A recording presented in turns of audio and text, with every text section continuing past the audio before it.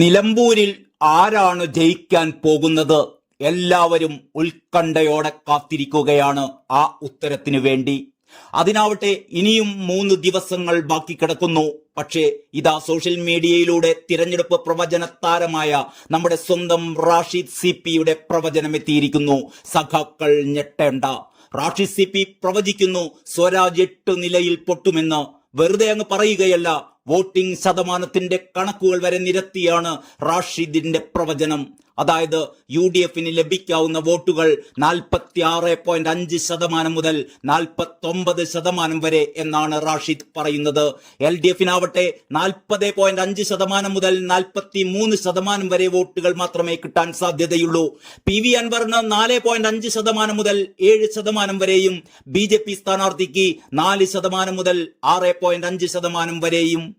UDF സ്ഥാനാർത്ഥി ആര്യാടൻ ഷൗക്കത്ത് 12,100 മുതൽ 16,000 വരെ വോട്ടിന്റെ ഭൂരിപക്ഷത്തിൽ വിജയിക്കുമെന്നാണ് റാഷിദ് സിപി പറയുന്നത്.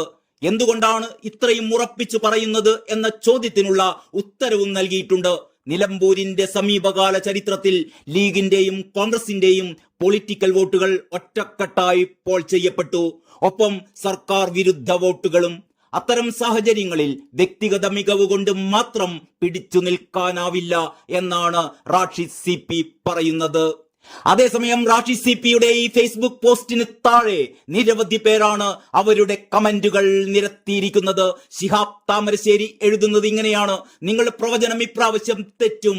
ഇടതുപക്ഷ ജനാധിപത്യ മുന്നണി സ്ഥാനാർത്ഥി ഞങ്ങളുടെ പ്രിയപ്പെട്ട സ്വരാജ് 25,000-ൽ കൂടുതൽ വോട്ടുകൾ തോറ്റിരിക്കും, എഴുതി വെച്ചോളൂ എന്നാണ്.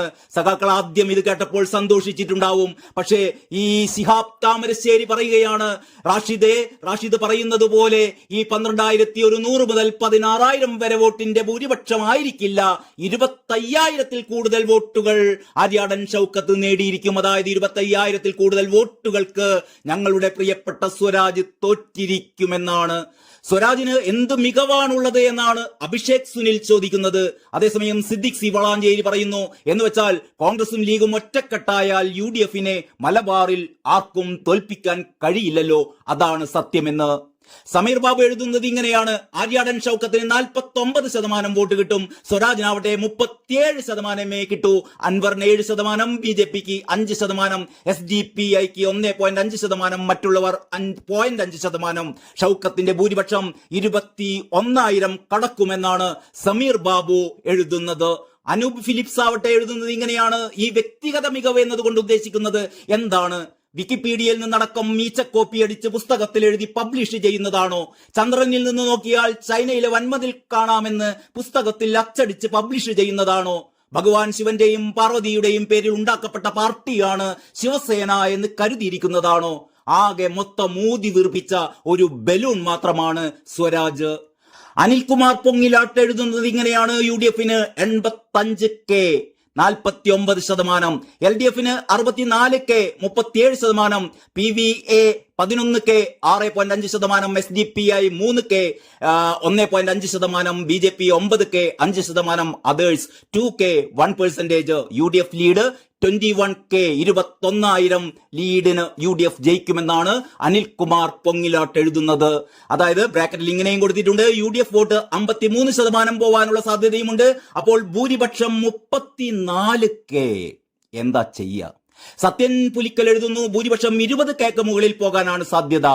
സുനോജ് വർക്കി എഴുതുന്നു, മിക്കപ്പോഴും റാഷിദിന്റെ പ്രവചനം അടപടലം പൊളിഞ്ഞിട്ടുണ്ടെങ്കിലും നിലമ്പൂരിലെ രാഷ്ട്രീയ കക്ഷി സമവാക്യങ്ങളും UDFലെ ഘടകകക്ഷികൾക്ക് നിലവിലുള്ള, അതായത് ജയിച്ചില്ലെങ്കിൽ മരണം ഉറപ്പ് എന്ന ഇന്നത്തെ നിസ്സഹായ സാഹചര്യങ്ങളുടെ സമ്മർദ്ദങ്ങളും ഒക്കെ വെച്ച് ഈ പ്രവചനം കൃത്യമാവുമെന്നാണ് എനിക്കും തോന്നുന്നത്. ഷൗക്കത്ത് ജയിച്ചില്ല എങ്കിൽ അതിനുശേഷം UDF 6 മാസം തികച്ച് കേരളത്തിൽ ബാക്കിയുണ്ടാവില്ല എന്നൊരു കാര്യം കൂടി സുനോജ് വർക്കി സൂചിപ്പിക്കുന്നുണ്ട്. സജിൻ K സുകുമാർ എഴുതുന്നത് ഇങ്ങനെയാണ്: ഭൂരിപക്ഷം 25,000-അടുത്തുണ്ടാകും. CPM ചരിത്ര തോൽവിയിലേക്ക് പോകും.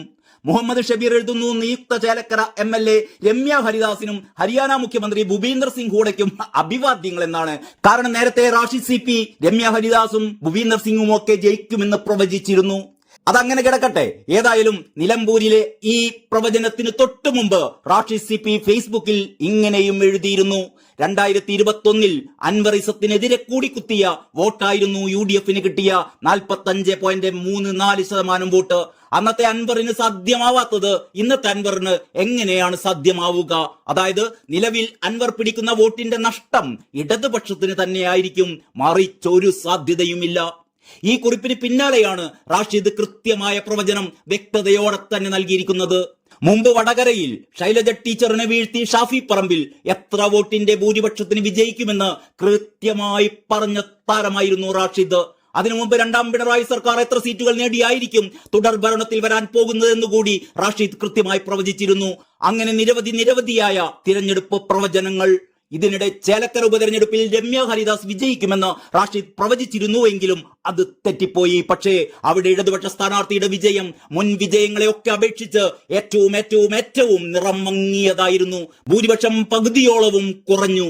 ഏതായാലും ആ കാര്യവും പറഞ്ഞ് റാഷിദിനെ വലിച്ചു കീറുന്ന അന്തംഗമ്മികളും ഈ പ്രവചനത്തിന് താഴെ കമന്റുകളുമായി എത്തിയിട്ടുണ്ട്. സുഭാഷ് PS എഴുതുന്നു, ആര്യാടൻ ഷൗക്കത്തിന്റെ ഭൂരിപക്ഷം 10,001 നിന്ന് എണ്ണി തുടങ്ങാം എന്ന്. ജുനൈദ് KVR എഴുതുന്നു, നിന്റെ മനസ്സിൽ ആഗ്രഹമല്ലേ, നടക്കട്ടെ മോനെ. അവിടെ ലെഫ്റ്റ് വോട്ടൊക്കെ സ്വരാജിന്റെ പെട്ടിയിൽ തന്നെ വീഴും. അത് നീ എത്ര എഴുതിയിട്ടും കാര്യമില്ല. ലീഗ് വോട്ട് അൻവറും കൊണ്ടുപോകും, നോക്കിക്കോ എന്നാണ്. പ്രമോദ് ആന്റണി എഴുതുന്നു, നമ്മുടെ ഷൗക്കത്ത് 25,000 വോട്ട് ഭൂരിപക്ഷത്തിൽ ജയിക്കും, ചിലപ്പോൾ അതുക്കും മേലെ സംഭവിക്കും, നമ്മൾ ജയിക്കും, നമ്മളെ ജയിക്കൂ എന്നാണ്. സുലൈമാൻ VP എഴുതുന്നു, സർക്കാർ വിരുദ്ധ വോട്ടുകളിൽ ഒരു പങ്കും അൻവർ പിടിക്കും, UDFന്റെ ഭൂരിപക്ഷത്തെ അത് ബാധിക്കുമെന്നാണ്. പ്രദീപ് പോൾ എഴുതുന്നു, 15,400 വോട്ടിന്റെ ഭൂരിപക്ഷത്തിന് ഷൗക്കത്ത് വിജയിക്കും. അങ്ങനെ പോകുന്നു നിരവധിയായ കമന്റുകൾ. ഏതായാലും നമുക്ക് കാത്തിരിക്കാം. ഏതാനും ദിവസങ്ങളല്ല, ഏതാനും മണിക്കൂറുകൾ കൂടി. നന്ദി, നമസ്കാരം.